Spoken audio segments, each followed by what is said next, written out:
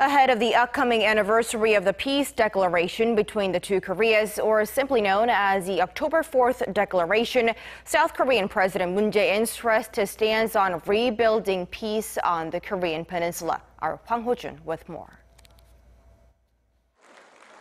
President Moon Jae-in said that if the peace agreement signed 10 years ago between the late former President Roh Moo-hyun and his then North Korean counterpart Kim Jong-il had been carried out, then the prospects for peace on the Korean Peninsula would look very different today.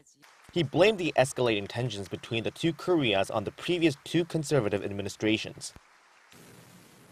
그러나 지난 10년 14 정상선언을 비롯한 역대 정부의 모든 노력이 물거품이 되었고 남북 관계는 완전히 단절되었고 북한의 핵과 미사일은 갈수록 고도화되어 우리뿐 아니라 전 세계를 위협하고 있습니다.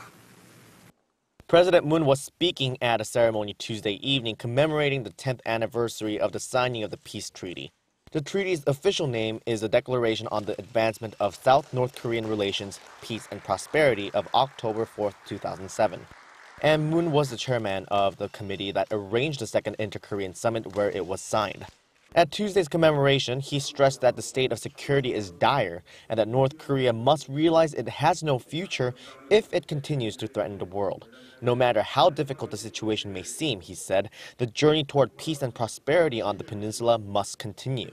And though South Korea and the world agree that now is the time for sanctions and pressure, Pyongyang still has a chance to make things right. 여러 번 밝혔듯이 북한이 무모한 선택을 중단한다면 대화와 협상의 테이블은 항상 열려 있습니다. 북한이 핵을 포기하는 대신 우리는 국제사회와 함께 북한의 발전을 도울 것입니다. President Moon also said his administration's so-called New Northern Policy, which seeks to expand economic cooperation with Northern Eurasian states, including North Korea, inherits the spirit of the 2007 peace declaration and pledged his administration will revive and fulfill the peace treaty as well. Hwang Hojun, Arirang News.